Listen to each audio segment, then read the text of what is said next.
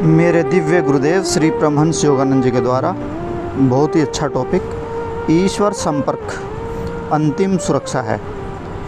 चाहे आप आरोग्य की भौतिक विधियां अपनाते हों, परंतु अपना पूर्ण विश्वास उन विधियों पर ही न रखें, बल्कि उनके पीछे ईश्वर की शक्ति पर भी रखें।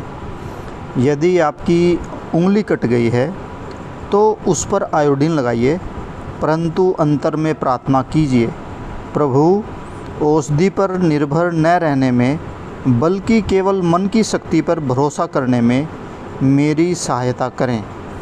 आपको मन की उस अवस्था को प्राप्त नहीं करना सिखाया गया है। यह मन की शक्ति का उपयोग करने और ध्यान के द्वारा मन का ईश्वर के साथ संपर्क करने से आता है। इस प्रकार पदार्थों और भौतिक उपचारों को नकारने का प्रयास करने से पहले आपको मन पर पूर्ण नियंत्रण कर लेना चाहिए। तब तक शरीर की सहायता के लिए सामान्य बुद्धि का उपयोग करना उचित है।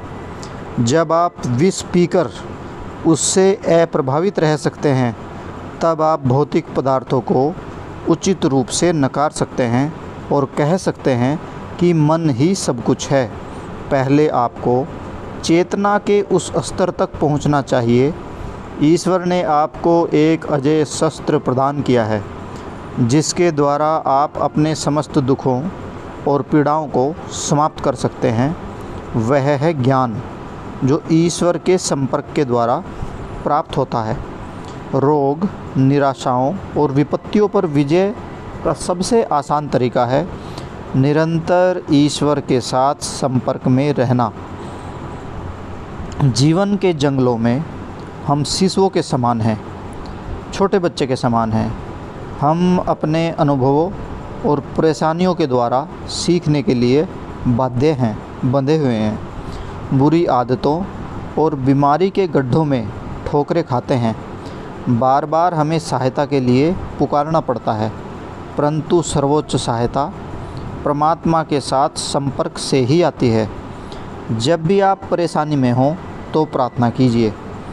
ऐसे कहिए, हे प्रभु, आप मेरे अंदर हैं और मेरे चारों ओर हैं। मैं आपकी उपस्थिति के दुर्ग में हूँ। मैं अनेक प्रकार के घातक शत्रुओं से घिरा जीवन में संघर्ष करता रहा हूँ। मुझे अब लगता है कि वे वास्तव में मेरे विनाश का कारण नहीं हैं। आपने मुझे पृथ्वी पर मेरी शक्ति की परीक्षा लेने के लिए भेजा है।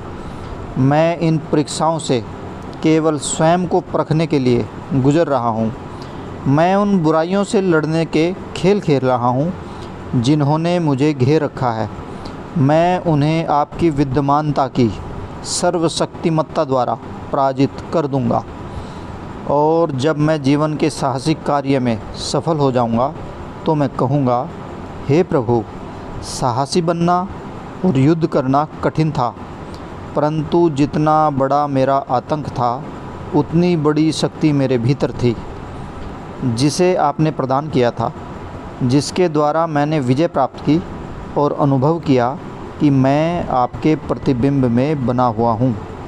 आप इस सृष्टि के राजा हैं, मैं आपकी संतान, इस सृष्टि का राजकुमार हूँ। मुझे किस बात का भय है? जैसे ही आप सोचते हैं कि आपने एक मानव के रूप में जन्म लिया है, आपको प्रत्येक वस्तु से भय लगने लगता है। बचने का कोई रास्ता नहीं दिखाई देता। चाहे आप कितनी भी सावधानियां क्यों न बरतें, सदा कहीं न कहीं कोई गलती हो ही जाती है। आपकी सुरक्षा केवल ईश्वर में है। चाहे आप अफ्रीका के जंगल में हो या युद्ध के मैदान में, अथवा रोग और गरीबी के शिकंजे में फंसे हों, ईश्वर से केवल इतना ही कहें और विश्वास करें, मैं आपकी विद्यमानता के कवच युक्त गाड़ी में हूँ। मैं आपकी विद्यमानता की कवच युक्त गाड़ी में हूँ और जीवन के युद्ध क्षेत्र के पार जा रहा हूँ। हे ईश्वर, मैं आप में सुरक्षित हूँ। सुरक्षित रहने का कोई और रास्ता नहीं है। सामान्य बुद्धि का उपयोग करें और ईश्वर में पूर्ण विश्वास रखें। मैं आपको कोई सन की सलाह नहीं दे रहा हूँ। कि आप समझें कि ये सलाह तो बिल्कुल सनक वाली है। मैं आपसे हर परिस्थिति में इस सत्य का प्रतिज्ञापन और इससे विश्वास करने के लिए आग्रह कर रहा हूँ। प्रभु, केवल आप ही मेरी सहायता कर सकते हैं। हे प्रभु, केवल आप ही मेरी सहायता कर सकते हैं। अनेक लोग बीमारी और बुरी आदतों के ढर्रे में फंस गए हैं और अपने को उससे बाहर नहीं निकाल पाए। यह कदापि न कहें कि आप बच नहीं सकते। आपका दुर्भाग्य केवल कुछ समय के लिए है। एक जीवन की असफलता इस बात का मापदंड नहीं है कि आप एक सफल व्यक्ति हैं अथवा नहीं। विजयी व्यक्ति की प्रवृत्ति निर्भीक होती है। कैसे? मैं ईश्वर की संतान हूँ। मैं ईश्वर की संतान हूँ। मैं किसी से भयभीत नहीं हो सकता, इसलिए किसी भी वस्तु से भयभीत न हो। जीवन और मृत्यु आपकी चेतना की केवल अलग अलग प्रक्रियाएं हैं। प्रत्येक वस्तु जिसकी ईश्वर ने रचना की है, आपके अंदर दबी हुई आत्मा की अमरता को बाहर निकालने में आपकी परीक्षा है। यही जीवन का साहसिक कार्य है, जीवन का एकमात्र उद्देश्य, और प्रत्येक व्यक्ति का प्रयास भिन्न है, अद्वितीय है। आपको सामान्य बुद्धियों की युक्तियों और ईश्वर में विश्वास के द्वारा स्वास्थ्य, मन और आत्मा की समस्त समस्याओं का सामना करने के लिए तैयार रहना चाहिए, और इस बात का ज्ञान रखते हुए कि जीवन अथवा मृत्यु में आपकी आत्मा अजय रहती है।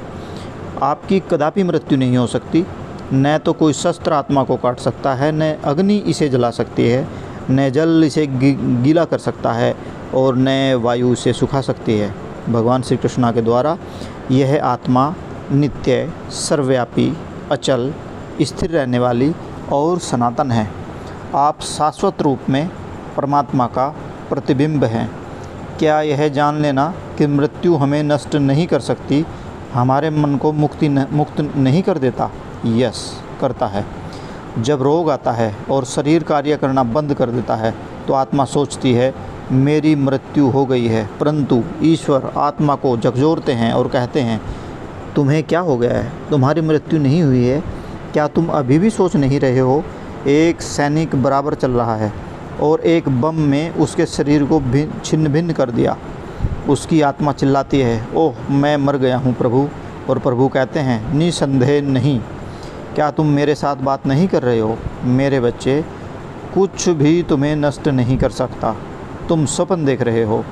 तब आत्मा को बोध होता है यह इतना भयानक नहीं है, यह केवल मेरे भौतिक शरीर होने की भूलों की अस्थायी चेतना थी, जिसके समाप्त होने से मुझे लगा कि मेरा अंत हो गया है। मैं भूल गया था कि मैं एक